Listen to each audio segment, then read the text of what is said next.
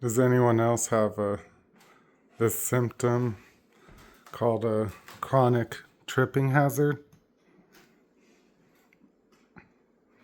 Like trying to make my probably unhealthy coffee protein shake to start the day.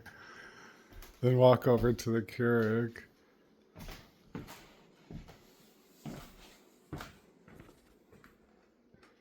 Get that going. I probably could just put everything in one spot. But it's kind of small over there, and my dumbass will knock stuff over. So I go over here.